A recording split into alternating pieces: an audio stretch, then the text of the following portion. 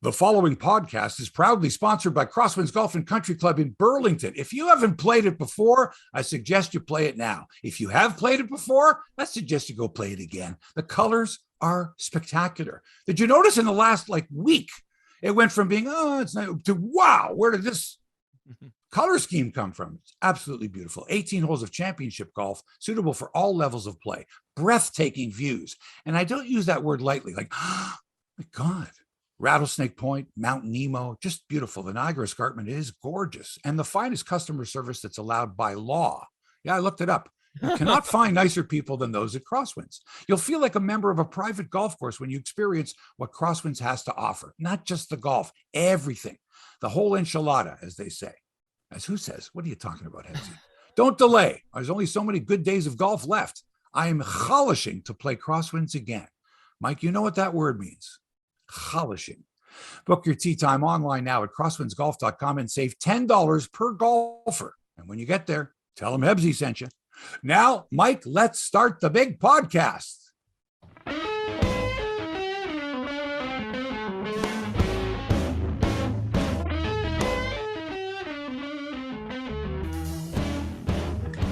Hey, sports fans, welcome to Hebsy on Sports. It's episode 304, but really, it's the Thanksgiving playoff episode. Did you say playoffs? Wait a minute. But can we win a round of playoffs? I don't care what team it is. Can we win a round of playoffs? Yes, we can. What a weekend it's going to be in the Big Smoke. The games are here, right here. We're doing our own thing. We're loving it. I'm a sports fan, sure. I'm a Blue Jays fan since day one. Please don't tell me stuff about the Jays. I already know that stuff. Don't say, oh, did you know that? I know it. I'm a historian. I've been there since day one. I get it, okay? So you don't have to impress me with your knowledge of sports, of Blue Jays. I got it all. It's right up here. Toronto Mike running the show from his new Toronto studio. I'm here in Little Italy, which, of course, is the center of sports action here. It doesn't matter if it's the World Cup or whatever's going on. We'll just run out into the streets of Little Italy and cheer if the Jays win. We'll start our own little parade. It's a day we've all been waiting for, I think. Really, Mike? For a long time. Home playoff game, Blue Jays. It's going to be wild. And it's the Thanksgiving weekend. It could not be better. We're going to preview the Jays Mariners series today. It's going to be today. They're going to play tomorrow for sure. Might play Sunday. Hope not, but could be. There are other sports to talk about as well. Not as important. Well, I shouldn't say that. What's going to happen to Hockey Canada? How many different slush funds did they have to pay off victims of sexual abuse and harassment? And how much more covering up is there? Oh my God. Should they change the name to Canada Hockey? Would that make a difference? Should there be a new ministry to look after just hockey in this country? And if so, will they enact meaningful changes? We'll get into some football, some golf, plenty of sports media talk. First, let's welcome in one of the biggest Blue Jay fans on the planet. Dare I say it, Toronto Mike, you have been a Blue Jay fan since what year? 1983. Wow.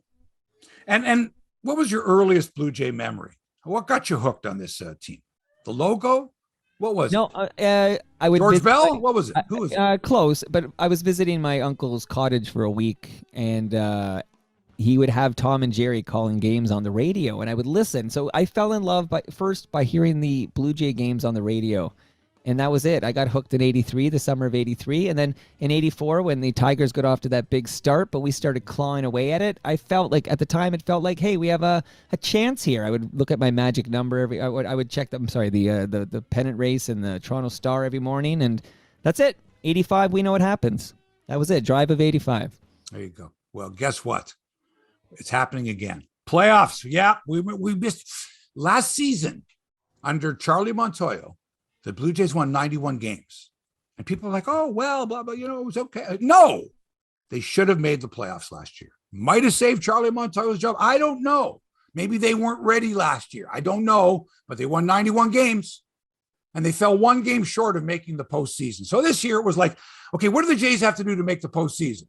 And I think, Mike, somewhere, I mean, I know I said it. I said they got to win one more game than they did last year. They got to win 92 games. You did say it because I pulled the clip. Brad Wheeler was on the show. Brad and I thought we'd win 94 games, and you said 92.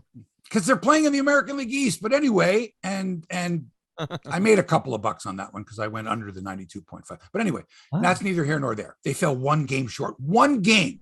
And to me, it was like, could Charlie Montoyo have made, I blamed it on Charlie. Could Charlie Montoyo have done something? And remember, this is the same guy that put Matt Shoemaker out there for 4 innings in that pseudo wasn't even playoff thing, that whole clusterfuck, right? So I didn't like him anyway. I didn't like the way he managed games. And I said that. Great for player development. Hell of a nice guy, like Uncle Charlie. He was like Uncle Charlie, like right. Charlie O'Casey on My Three Sons. He's Uncle Charlie.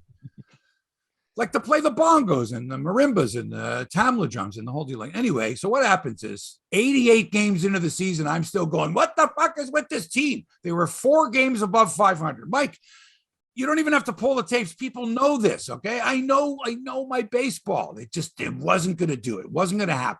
Couldn't depend on other teams to screw up, okay? You had to take matters into your own hands, and he did it. So 88 games in, Jays are 4 games above 500. They fire Montoyo. A lot of people surprised. A lot of people pissed. Bring back Charlie. John Schneider, he has no major league experience. Are you throwing the season? What the hell? Well, since then, the Jays have gone 46-28. Think about that. 46-28. They secured home field advantage a few days ago because you know that it would not be nearly as exciting if the Jays were in the playoffs, woohoo, and they're playing in Tampa or Seattle.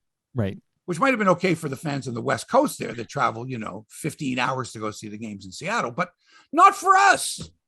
We want home field. We want the games here in the shitback stadium that we've got here. Oh, that they've renovated a bit, but still all the seats face the 55-yard line. I figured out, Mike, there's about 17,000 what I would consider good seats at the Dome. The problem is it holds like 50, 45. Right. Yeah. But there's about 7. The horseshoe from first base all the way around to third, right? Anything in there are pretty good seats. You can follow the ball well. You don't crane your neck. But after that, when you go down the lines, not good. But hey, it's our home. I know it's going to be so loud. I'm into that. It's going to be great. I didn't buy tickets. $200 a ticket. Ooh, for a wild card. I'll save my money for like the championship series, the World Series. Right. The Dome's going to be closed, by the way. And why is that? Do you have is it because it's cold? Yeah. It's because it is cold. And it gets cold. When the sun goes down before 7. The game starts at 4:07. If the game's not over, and even if it is, I get a little chilly. So that's why you got a dome. You want it to be comfortable for people, right? It's going to be fine. It'll be loud. It'll be loud, and Alec Manoah gets that. I mean, things could not have worked out better. Right? It's what if there's a game 162? Oh, we'll pitch Manoah. Well, no, we won't. Well, yeah, we will. Well, no. Well, I spoke too soon.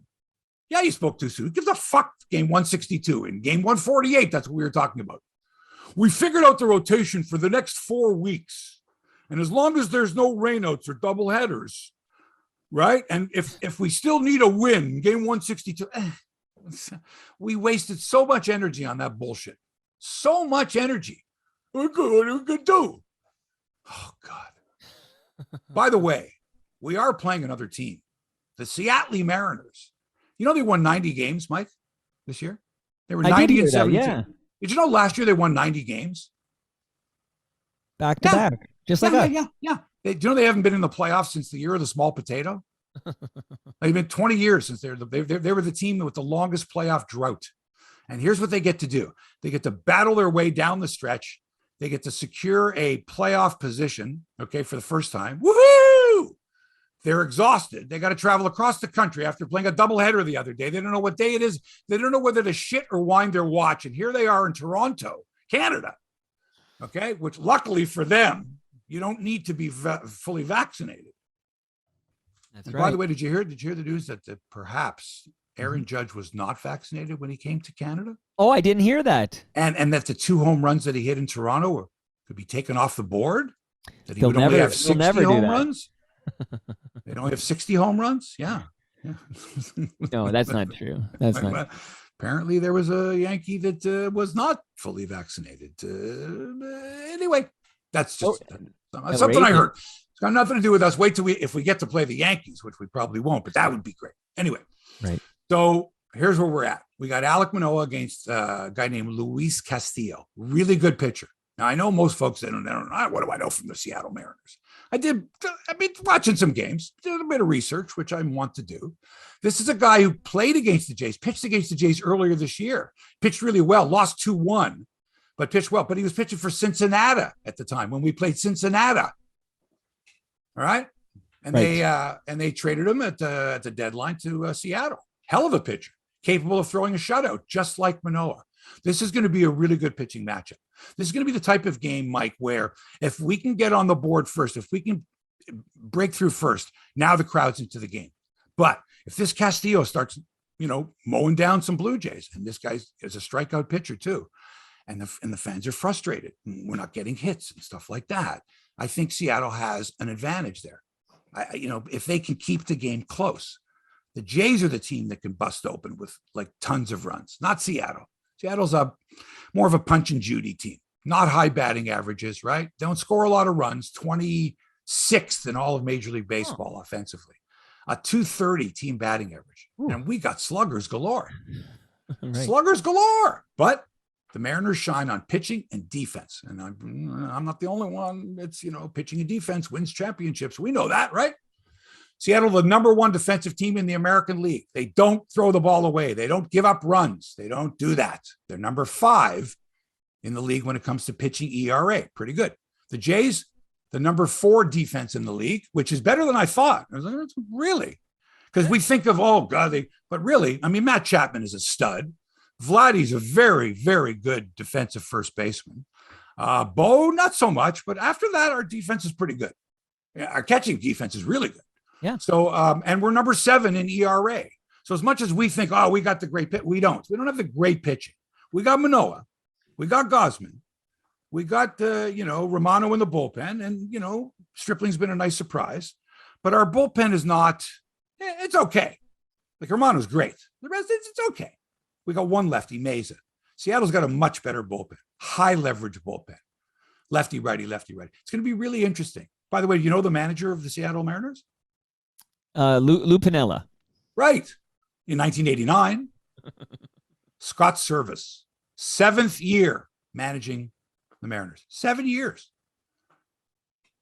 Seattle's really good at grinding out at bats with, walks and hit by pitch and stuff like that. But I think that's going to be tough against the Jays because one thing I think our pitching staff has, it seems that way, is they have control. They don't have a lot of wildness on this team. That's not an issue. Pete Walker's done a terrific job, pound the strike zone, with the exception of Kikuchi and Mitch White and guys like that who won't even be on the roster. They're going to announce the roster in, I think, in the next 45 minutes. But it's likely, like you don't need a lot of pitchers if you're in a 3-game series. And then you can change your roster for each series. You announce who your roster is. So you don't need all these pitchers. These guys aren't going to get in the game, even if they're losing 13-1, God forbid. So they're going to be out, and you're going to have, you're going to have your replacement type guys. Because if Schneider needs to pinch hit, which he will, he's looking way ahead. He said, if I pinch hit Kirk, let's say, and he gets on, I got to pinch run Zimmer for Kirk. So Kirk's out of the game. And do I use Zimmer as my defensive replacement, or is he gone now? Because I got Jackie Bradley Jr. or I got Tapia or whatever. So it's going to be really interesting. It's going to be good. Some good managerial strategy. I like this. Very, very exciting. But Manoah's the guy, and I think you're looking at a shutout today. I don't see Seattle getting nothing off of this guy. The way he's pitching, Mike, pitcher of the month in the American League in September, a 0.88 ERA. He's getting, can we say this? He's getting better. Yeah. He doesn't give up, Mike. He doesn't give up runs. He doesn't give up runs. 2. He gives up 2 runs is the most he gives up. Take a look at his last 8 or 10 starts. Like 0, 0, 1, 1, 2. He doesn't give up runs. So not only does he keep you in the game, but with a team like the Jays, who lead the league in just about every offensive category. All your guys, you need 3 runs, 3, and you're winners. 3 runs. Okay. You got George, you got Bo, You got Vladdy, you got Teoscar, you got Kirky, you got Chappie, you got Jano, you got two-hit Wit. Woo. You're loaded, top to bottom. I would hit Merrifield second. I'd hit him second. This guy's hitting everything. This guy led the league in hits a couple of times. He's a singles hitter. He can hit the other way. He can run. If Springer doesn't get on base, now you got Merrifield, who's like a leadoff hitter, who if he gets on, he can run. You can hit and run with him. That's just me. Vladdy has been under too much pressure. All right? He's chasing pitches like he's never done before. He was awful in September, right? And he's just trying too hard. He's going after those sliders away. He just can't hit those pitches. I drop him in the order. I would. I don't care. This team's got to win. And this Merrifield is hitting. You take the guys that are hot. Manoah's hot. Throw him out there. Merrifield, everything he hits turns to gold. Move him up in the order. That's just me. I'm excited, Hebsy. Yeah. 7 hours to go. I wish we could throw the pitch right now. No. What are you talking about? Noon. There's a game at noon today. Tampa, Cleveland. Yeah, noon. But I have to work, Hebsy. But I'll be tuning in at 4 p.m., 4:07 for the Jays. A couple of quick notes there. That was awesome. I'm all primed now. 2:30, Mike. Pre-game show starts at 2:30 on Sportsnet. Yeah, Remember, Sportsnet has all the coverage. I want to hear about your thoughts on the coverage, but first, just a few very quick notes. One is that shout out to Scott Mayo on your YouTube channel. He points out this is, of course, the battle of the 77 expansion, Mariners and Blue Jays. That's kind of neat. The 77 expansion teams. Really? One more thing. Is it really? Scott, I think that's neat, buddy. Me and you, we're on the same team here. I'm kidding. Circle, I'm kidding. It's exciting. I'm sure people in Seattle are excited too. And remember, a lot of people who live in the western part of Canada have been Seattle Mariners fans / followers for how many years? 45 years, right? Right. West Coast baseball, people in that part of the world, not just when the Blue Jays came to town, which wasn't that often. Right. A lot of folks went down to Seattle, became Mariners fans.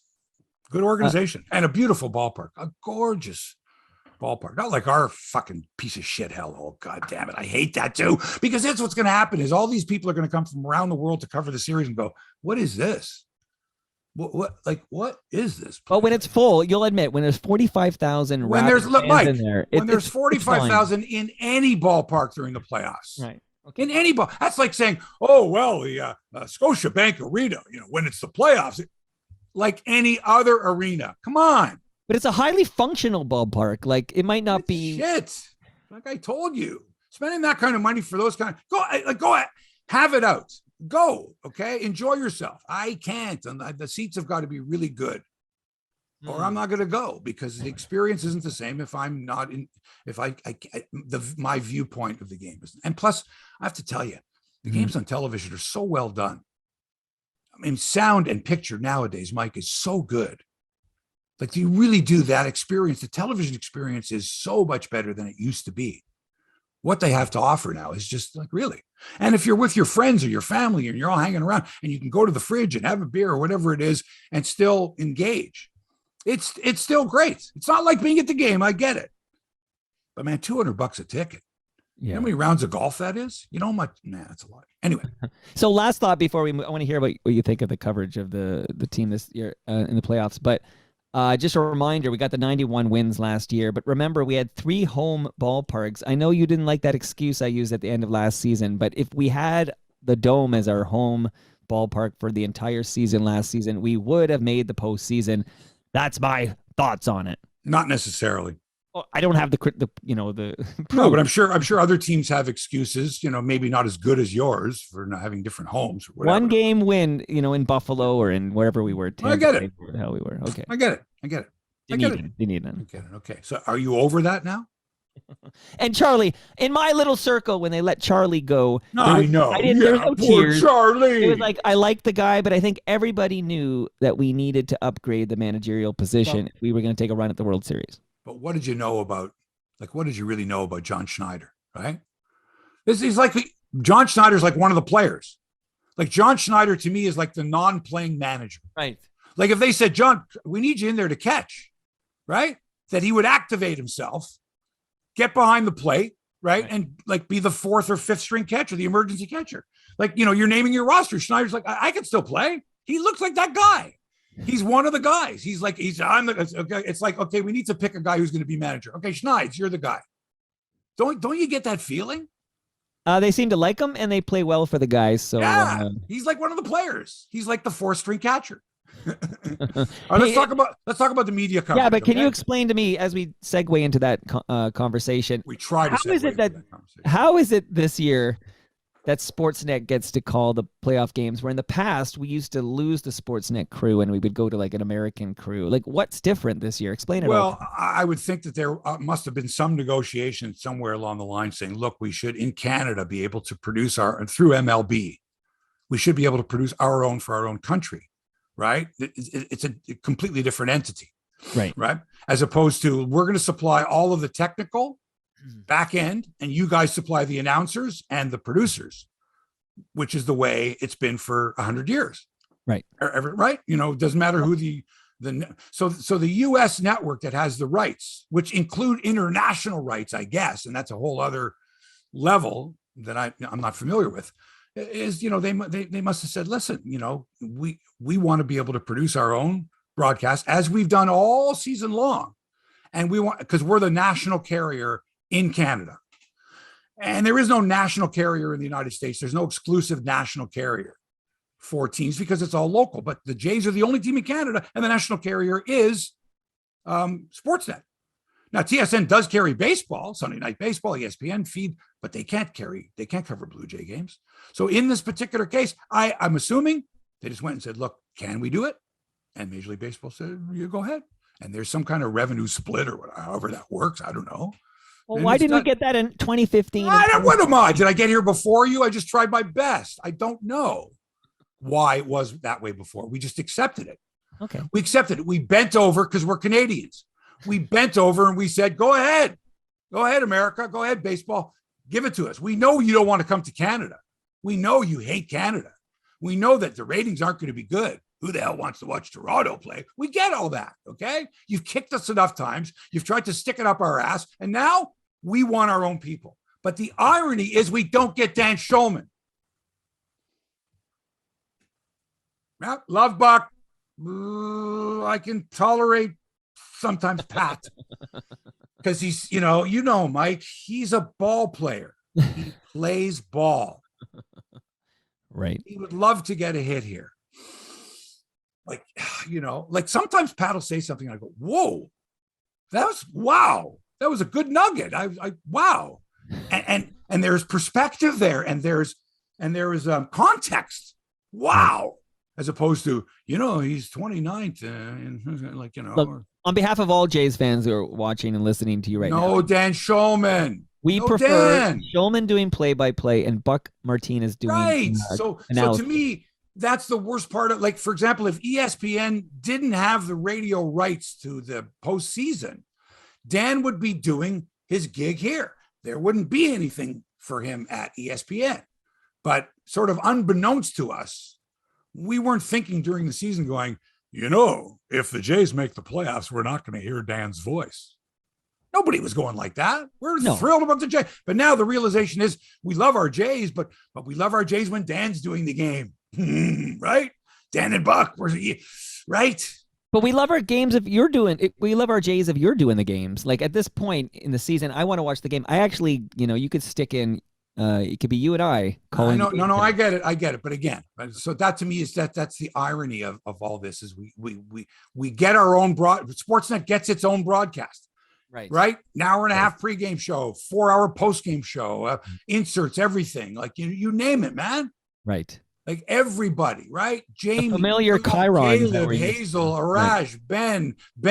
Ben, Arden, Shy, Ben, and Buck and Tabby, but not Dan.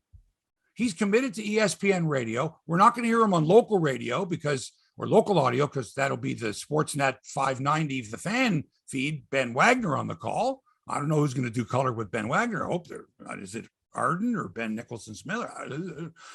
It's just weird to me, Mike. It's super weird. Do we know which series Dan is covering? Covering the Jays. Oh, I didn't know. That's the irony of it, Mike. He's going to be calling the Jays game with Yeah. I don't know who his sidekick, John Kruk, Dave. I don't even know. Uh, from a different booth at the Dome for ESPN Radio. And any of my listeners tell me, where can I get the ESPN radio feed so I can listen to Dan Schulman doing the game when I'm in the car, when I'm away from my screen? Great question. Tell me, okay. Sportsnet's expecting an average of 2.5 million viewers to tune in for the weekend games. 2.5 million, baby. That's huge. That's a huge bonus for them. Think about it. 2 playoff It does feel low to me. I feel like average, Mike. It's 4 o'clock. Who do you know how many people at 4 o'clock are going to be in front of their television besides you? You work from home. People have work to do. People are going places. You know what the roads are like at 4 o'clock in the afternoon? Okay, if Jays win game 1, there should be a spike game 2, right? Saturday. But it's a Saturday. Again, 4 o'clock on a Saturday, different story. Right. Average. They're expecting an average. Could have been worse. But you know what that means? It means they go to their advertisers who are chalishing. Oh, boy. Ooh, how many viewers? Oh, we're expecting about 2.5 million. Okay. What are the rates now? Selling our own spots. This is beautiful. Our own production. Beautiful. Huge bonus. Huge. This is big money. What they're going to make here is going to make up for all the money they spent for that hockey deal that still has a couple of years left on it, right? Well, that is big money. Wall-to-wall coverage, okay? So that means that the salespeople are going out saying, yeah, we got Jamie and Joe and Caleb, and we got to break this baby. We got 90-minute post-game, pre-game show. Sell. You mean you're not going to be showing the top 50 plays of the week? You're going to show like a pregame show from 2:30 till 4? Wow. Sell. Make some money because you're going to have a lot of eyeballs, a lot of ears. Gosh, even TSN, which like rare, like on Friday nights when the Jays are playing, TSN leads with football. Right. Because that's their product. That's their thing, right? And then, and by the way, our second story tonight, the Blue Jays won. But now it's like, we've got to get in on this. So TSN has the same, are granted the same, credentials that another non-rights holder would get. You can't bring 1 million people down here at TSN. Jennifer Hedger was there yesterday. I'm like, whoa. Jennifer Hedger's at the game with Scott Mitchell, and they're on the field doing a little pregame hit. I'm going, okay, TSN at the Rogers Center. It looks weird, doesn't it? Well, on that note, this morning, Monica was watching some CP24, and they had somebody on the field talking to Mark Shapiro, and I was thinking, Bell Media is all in on this. They can't ignore this story. Well, no, of course not. And again, whatever credentials you get, I mean, that's up to the Blue Jays too, and up to the Blue Jays, it's up to the league. Yeah, but I mean, and since TSN does show game, but I don't think it's like you can put in your request for however many press credentials you want. You're only allotted so many, and non-rights holders, non-rights holders are not allotted much. But everybody from Sportsnet, freaking everybody from sport. Like I'm telling you right now, yeah, you name it. It's gonna listen. Chris Cuthbert and Craig Simpson. Okay, there'll be a hockey angle somewhere, and here we are. Let's go. No, just kidding. By the way, did you see Craig Simpson's daughter, 9-year-old daughter, had a hole in one? He recorded it. Now, here's the other thing. Yeah. How many times, golfers, tell me, how many times have you gone up there and recorded, not a photo, but recorded like a shot of your playing partner on a par 3? Rarely. And they've made a hole in one. Like never? Like on your daughter or son, maybe. On television now, they'll have it saying, let's go back to Friday afternoon on the 4th hole at 7 a.m. This guy, hey, hole in one, because they got cameras everywhere. But come on. So here's Craig Simpson. So his 9-year-old daughter, Sammy, is on a par 3 and he was recording it. And so you don't see the ball because, it's very difficult. It's now traveling. And there's a wait. And then all of a sudden, you hear Simpson go, it's in. And his daughter jumps up and he's recording her. And I'm like, I've never seen, from a home recording, someone getting a hole in one. It's remarkable. So he's like, I don't normally post on social media, but I had to post this. I was recording it. Here's my daughter's hole in one. Wow. Good for her. It was great. So yeah, it's going to be electric at the Dome. You're going to have a bunch of reporters who don't know fuck all about baseball, don't know fuck all about the Blue Jays, asking stupid fucking questions of people because it's local media. All right. I'm not mentioning any names. I haven't watched any of the coverage yet. I probably won't, but you know what I mean, Mike. This is what happens when there's a sporting event. You get these people that don't know anything about it going, Here we are in Toronto. Here we are in Toronto, and with me is Mark Shapiro. Oh, I'm sorry, Shapiro. It's it's like, eesh. But they have to cover it because it's a big event, because there's going to be like the whole town's going to be talking about it. The whole country's talking about it. So get the local media in there. Just get in there. Jump on the hype train. This is called the bandwagon, Hebsy, and the more the merrier. Everybody jump on. This is the time. But for the reporters, for the journalists that cover the team that are normally there, it's a pain in the ass. It's like, I'm trying to get my story here. Some fuckhead from fucking whatever, this station here, this was credentialed. And here their morning show, right? For example, it's hi, hi, we'd like to ask you some questions. Who are you?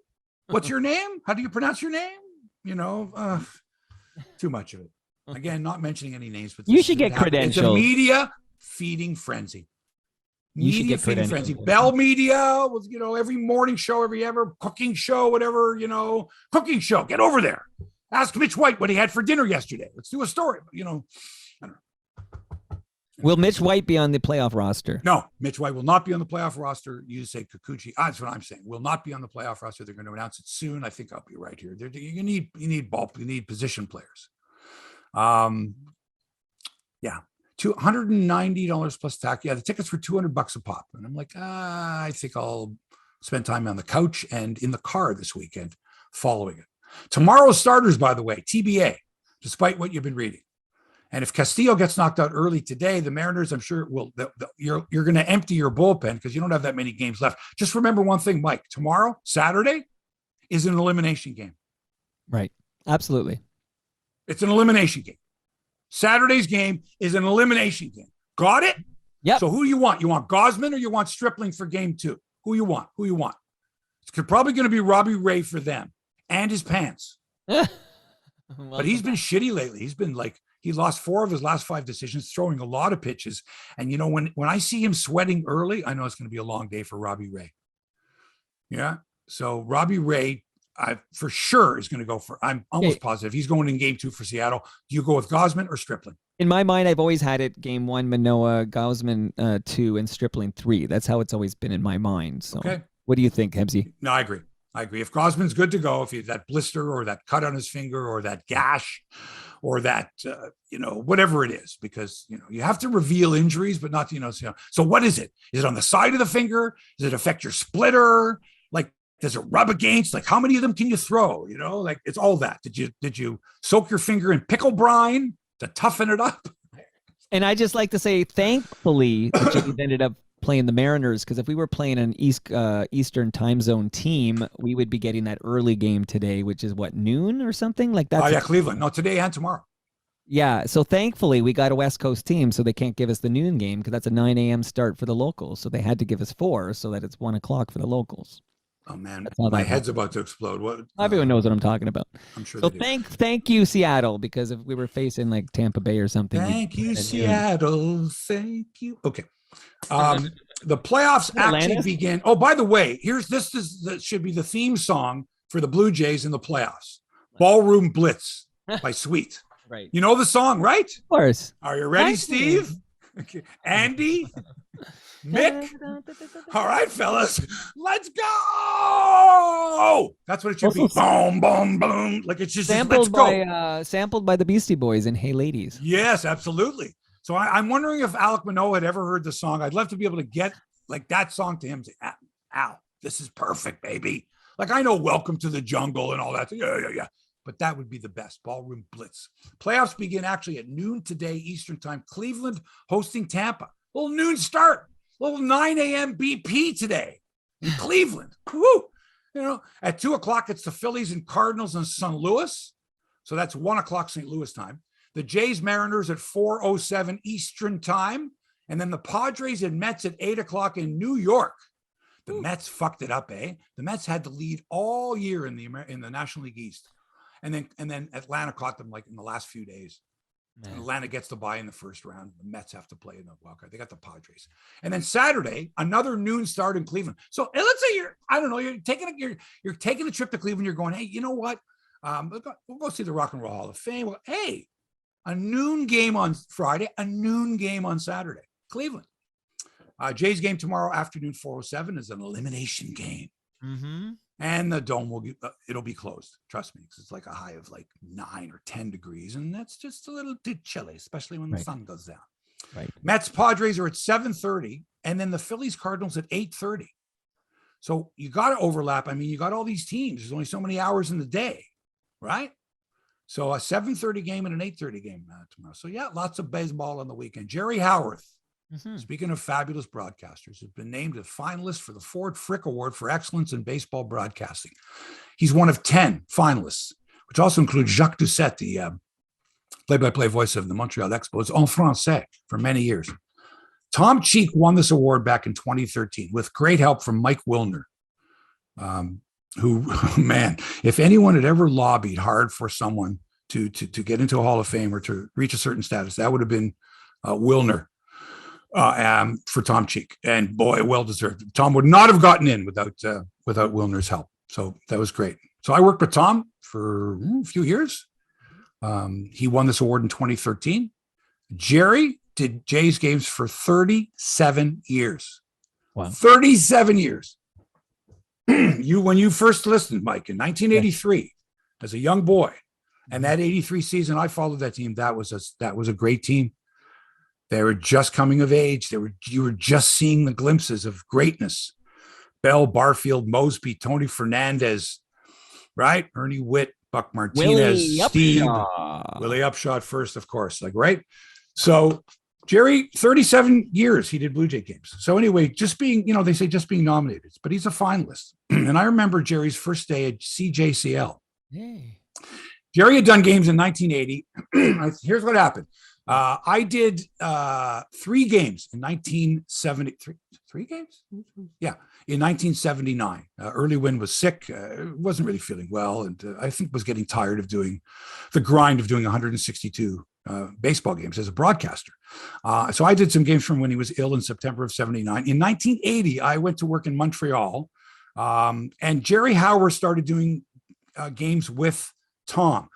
I don't know. I think Early was gone by then. I don't know if Jerry did every game. I don't think he did. I think he did a certain number of games with Tom in 1980. I was away, but then in 81, he got the job as the full-time, color man, and a couple innings of play-by-play, working with Tom. And so when he started, CJCL had just became CJCL. They just bought CKFH and changed the call letters to it, 1430. And Jerry Howard comes in. He's been hired, I guess, part of his deal was he was hired by the station to do color and play-by-play of the Blue Jays and also sportscasting in the off season. And so, he shows up in like it's like November or something, whenever it was. Like February. Like January or February. And like he's, reports for duty. He's going to do some sportscasts and all that. And the first thing he asked me is, Mark, I need to know the names of all these NHL players. I need to know how to pronounce them properly. I know my baseball players, but, I need to know the pronunciation. I'm going, okay. We went over seriously, like every guy in the NHL. Wow. Like how do you, is this, he would say it. And I said, no, it's Riho Rustalainen, right? Right. Right. It's Pekka Radicolio. It's all these names, Finnish names, Swedish names, Czech names, and all that. And Jerry, he'd repeat them and he got them all. And he that's how meticulous he was. He would not go on the air. He would not say someone's name unless he knew the proper pronunciation, which is the way it should be. So, and 37 years doing Jays games, he deserves the award. So good luck to Jerry. Finalist for the Ford C. Frick Award for Broadcasting Excellence. That is a Hall of Fame award. You are a Hall of Famer if you win the Ford Frick Award. Well, Tom Cheek had Mike Wilner and Jerry Howarth has Mark Hebsy. Oh, I don't think there's any comparison there. Mike was a lobbyist if there ever was one, and he got people aware of Tom's accomplishments. 4,306 games, man. From the very beginning, this franchise, but also Tom, man, he was out on the road all the time, and Jerry too, across the country, all over the province, in all kinds of weather, winter caravans, introducing the players and managers and doing interviews and glad handing with the locals. Fucking guy shook hands with thousands and thousands of people. Probably got a cold. Guy here. I sneezed into my hand. I shook Tom Cheek's hand. He was sick for the entire fucking trip to Saskatchewan or whatever. The man was great. A trooper. And they named died young. Oh yeah, Tom Cheek did die young. Yeah, for sure. Way too soon. But Jerry, who's still with us, has a street named after him near 6 Points there in. Yeah, absolutely. Good guy. Let's get to the real. Well, first of all, we should talk about hockey here because sort of lost in all of this is, the Leafs are starting their regular season next Wednesday in Montreal against the Habs. The NHL regular season begins in the Czech Republic tonight in Prague, Nashville, San Jose. That's the official start of the season. How many years has it been since, like, when they started the season, it was always in another country? Like, when did they come up with this? So let's begin the regular season in some other country. I can't remember, but yeah. Oh, have some exhibitions games there, and then you'll come back to North America. You'll get your sea legs after a week or so, and then you'll play the rest of your schedule. How insignificant early season games are in the National Hockey League. Let's have them in another country. So that's tonight, and then the regular season starts like next week for other teams. Like there's still exhibition games going on this weekend, I think. Because I'm looking, even online, I'm like, wait a minute, is this game Leafs Detroit? Is this a preseason game? Is this a regular season game? So wait, you're telling me they're going to play a regular season game, but other teams will have exhibition games after that regular season game? That's exactly what I'm telling you. That's ridiculous. You have to have Isn't it ridiculous? Yeah. It's ridiculous. But it's the National Hockey League, so, what do you All right, but once you start that, you're talking about a sport no more that exhibition games. Shoot themselves in the foot all the time. The NHL. They're just, I don't know. Anyway, it's still baseball season. I can't get into the Leafs yet. Not yet. Or the Raptors. No, not yet. Certainly not yet. I can't. Yeah. All my energy's got to go here. We'll get into those teams later in the fall. Let's get to the real hockey story now, the demise of Hockey Canada and what's going to happen to our national game. As you likely know, it's been nothing but lies and deceit and a toxic culture that's been allowed to fester for decades. Not one, but two slush funds have been uncovered, where money from amateur registration fees went directly to funds that were specifically earmarked for cases of sexual assault that will require cash payments to the victims in order for the incident to be swept under the rug. Now it's become a national obsession, and it should be. Burn down Hockey Canada. Get rid of those arrogant people who believe they can change the culture. We'll get rid of a few people, but no, we don't have to go. Despite the lying and the cover-ups and the deceit. Change the name. Change it to Canada Hockey. But do something. Develop a new ministry. Because you know what? This bullshit with, it's under the umbrella of the Heritage Ministry. There used to be a ministry of amateur sport. I remember Iona Campagnolo was the minister for quite some time. Otto Jelinek, around that time. This is several years ago. There was an actual ministry that dealt with amateur sport. And in that umbrella, somewhere in there was Hockey Canada, I guess. I don't know enough about politics, but I do know now that it's like, what ministry is that? Ministry? No, it's the Heritage Ministry. Yeah, it's sort of a sub ministry. It's like a subreddit. Well, it's about time, if we really care about the sport of hockey, and it's a part of our national identity, and it is, then it should have its own ministry. There should be something. Canada Hockey, Ministry of National Sport. Call it something and make it separate from the Heritage Ministry and all these other ones, all right? And make people accountable. And if it's got to come under government supervision or it's arm's length, then fine. But let's get it done. Because guess what? Canadian Tire, fuck you, Hockey Canada. Tim Hortons, fuck you, Hockey Canada. Esso, fuck you, Hockey Canada. TELUS, fuck you. Except for Nike. They've all dropped their sponsorship. And you know what that means, man? It means it's they've had enough. They don't want to have anything to do with any of this. The remains have to be blown up. You start fresh. I suspect they'll come back when they know that the governing body of hockey is on solid ground with top leadership that's been vetted and accountability. And maybe government control. What do you think, Mike? I think money talks, and I think all these huge, sponsors jumping off the Hockey Canada bandwagon there. I think on your YouTube channel that Canada Kev says they were breaking their ankles from right jumping off the Hockey Canada bandwagon, and rightfully so. Now, I'm wondering, how does TSN present the World Juniors this Christmas break, this holiday, and like how can they even do that? I don't even know. Like, can it even continue this year unless they make these radical changes? Well, the ballsy thing to do it for TSN to say that they're not going to cover anything to do with Hockey Right, Canada.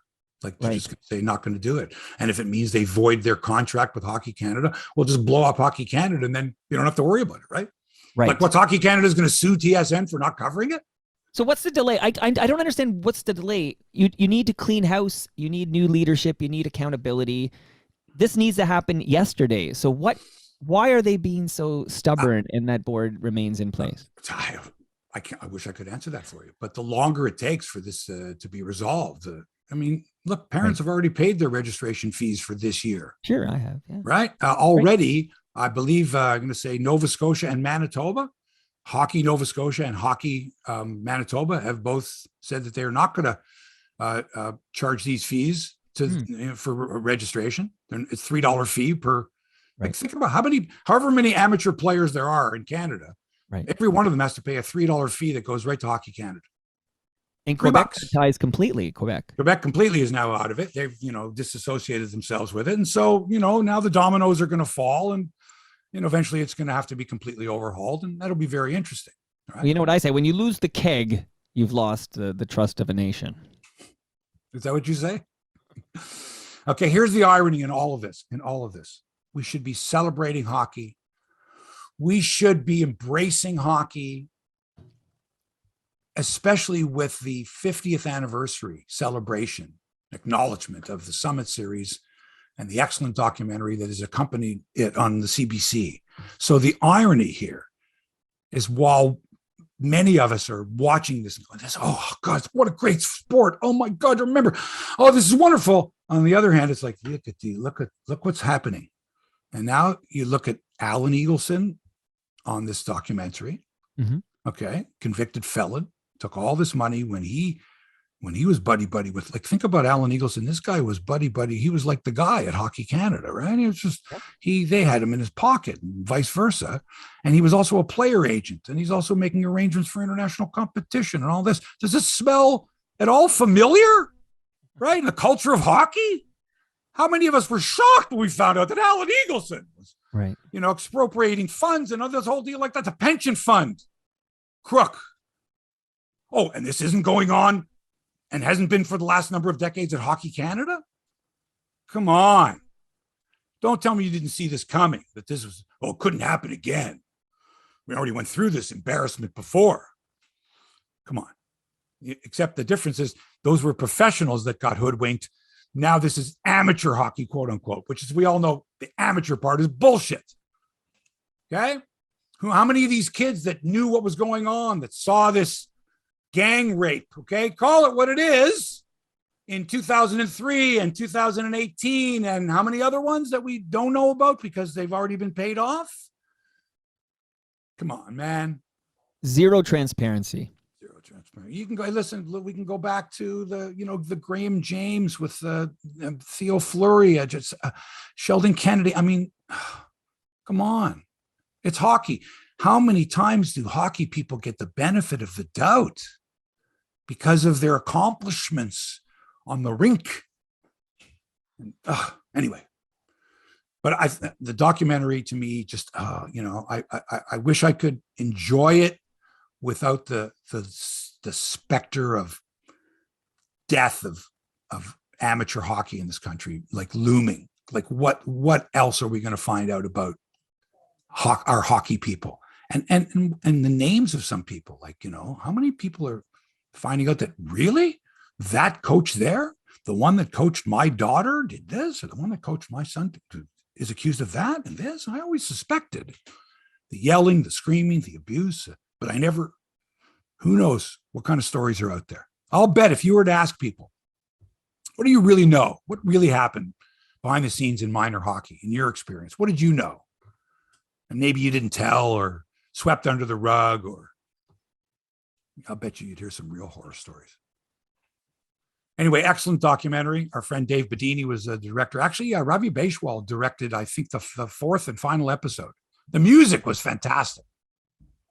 in that documentary. Yeah, he told me there was some really music they couldn't get because he wanted an April Wine song for one scene, and then Miles Goodwin asked for way too much money, and then he had to change. So it was interesting to hear how all that music to be, but great music. Yeah, yeah, it was very good. And again, against the backdrop of the future of hockey in this country. But boy, do we love our hockey, man! When you look at that documentary. I don't, if I don't know how they could not change this. It's got to blow up. We got to fix this. But let's say December comes around and we're still with this board stubbornly. I don't know why you can't remove this fucking board. I have no idea what's going on there. I don't get it at all. But who's going to have an interest for the World Juniors on Boxing Day in this current climate with this complete lack of accountability and transparency? Good question. I hope by then it's resolved and, because it's always an exciting time, but something has to give. Well, I think you've got to get answers. You got to get answers to all the questions until they're resolved, until we know what happened in London in 2018, what happened in Halifax in 2003. That's why this investigation will have to be completed so that we all know, and it's all above board. And then you can move ahead with a new board of Canada Hockey or whatever. And successfully hold the World Junior Hockey Championships. Yeah, pretty sad stuff. Excellent reporting by the likes of the master to me, the finest sports journalist in the country is Rick Westhead, and Katie Strang also, who's at the Athletic, just doing tremendous work in uncovering and more shocking facts about Hockey Canada. Okay, football. What was really bad last night? The Thursday night or NFL Thursday night was so bad in Denver that the Broncos fans in Denver left the game with the score tied 9-9 at the end of regulation. Thousands of them left. You see, Denver was leading 9-6. It was all field goals. And then they fucked up. And then Indianapolis, with like 5 seconds to go, kicked a field goal to tie the game at the end of regulation. So Denver was leading 9-6. They would have won a horrible game, but they would have won 9-6. And they give up this field goal at the end. So as soon as he kicks the field goal to tie the game at 9-9, all these fans are leaving. Mass exodus. It's 9-9. Indianapolis wins it in overtime, 12-9. Woo. Yeah. Horrible game. Just awful game. Terrible. A full slate of NFL games this weekend. It's week 5. Is it week 5? Yeah. Anyway, Buffalo Bills at home to the Pittsburgh Steelers. The Bills are a 14-point favorite. They're a good team. In golf, it's the Shriners Children's Open in Vegas. Play was suspended yesterday. Some Canadian content on the leaderboard. Adam Hadwin, Adam Svensson, Michael Gligic, all 4 under par, 4 shots off the lead. Whenever I mention Michael Gligic, I have to mention Crosswinds because he's from Burlington and Crosswinds is in Burlington and they sponsor us. And the fall colors are spectacular there. And the golf is always wonderful. You should go to crosswindsgolf.com and make your tee time online. Don't know. Well, you'd have to hurry, I guess, for this long Thanksgiving weekend. For those of you not celebrating Thanksgiving or where you live, there is no Thanksgiving at this time of year. Yeah. It's the 7th of October. Our Thanksgiving is on the 9th, which is Sunday. And then the Monday is Thanksgiving Monday, which is Thanksgiving for some. It's not Thanksgiving, but it's a holiday, right? And then your Thanksgiving, if you're from the U.S., is like 6 weeks from now, right? Like you guys don't have it until like late November. Right. Your Thanksgiving. But ours, too close to Christmas, right? Like, I mean, already you get a break. Why? Well, you don't need 2 back-to-back. No, but the difference is this, is that here, Thanksgiving is not a big deal when it comes to shopping. Down there, Thanksgiving is a 5-day festival. Sure. Thursday, Friday, Saturday, Sunday, and then Monday is Cyber Monday. Right. Keep that Thanksgiving feeling going. Okay. Right? And it's a month after Halloween. So in Happy the U.S., capitalism. It's like, boom, Halloween. Like a month later, boom, Thanksgiving. A month later, boom, Christmas. Like, let's go. Anyway, so it's our Thanksgiving. So Crosswinds would be beautiful. Weather is going to be lovely fall weather, beautiful colors. Check it out. I don't know if we haven't been talking much tennis lately because the matches are taking place other side of the world. Like last week, it was the Korean Open. And Korea, is like like way too many time zones ahead of us. And the matches are like in the middle of the night. And without even like, I kind of went, oh, geez, Denny Shapovalov is playing. And I remember 3 or 4 days later going, I wonder how he did in Korea on Sunday. Anyway, he lost in the final to who was he playing? I'm trying to think. Nishioka. So he lost last week. He was in the finals at the Korean Open, and he lost in the final. And now he's into the semifinals in Japan at the Japan Open. He's going to take on American Taylor Fritz at 3 a.m. Toronto time. So, Shapo's had a really kind of strange year, like was very ineffective for a good part of the year. I think Felix kind of took the spotlight away from Danny, but he's been playing really well lately. Ever since, I guess, the U.S. Open, like he's been playing terrific tennis. And good to see that, but I haven't seen any of the matches because, like I say, 3 o'clock in the morning, I haven't been watching a lot of tennis. You don't set your alarm for 3 a.m. to watch some tennis from Japan. Some tennis. See, if it was a big deal, if it was the final of the Australian Open or I don't know, something like, I probably would. I did it with Bianca. Like when Bianca had her run back, man, I was up seriously. I mean, she had these matches in like California or Mexico before that. I was like, oh, geez, like what day is it? And yeah, it was great to follow. It was fantastic. I haven't heard much from Bianca. She hasn't been playing. Fernandez hasn't been playing. I guess they don't take that particular leg of the tour. I don't think they're huge matches anyway. They got to rest up because, once the Australian Open begins in January, man, it's, that's the big season there.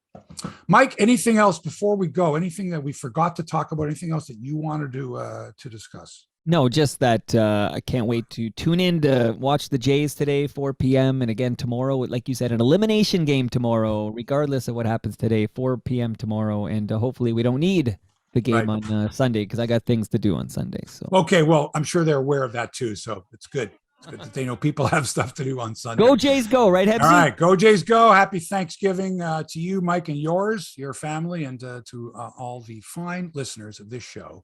That'll do it for episode 304 of Hebsy on Sports, also known as the Thanksgiving playoff episode. Love it.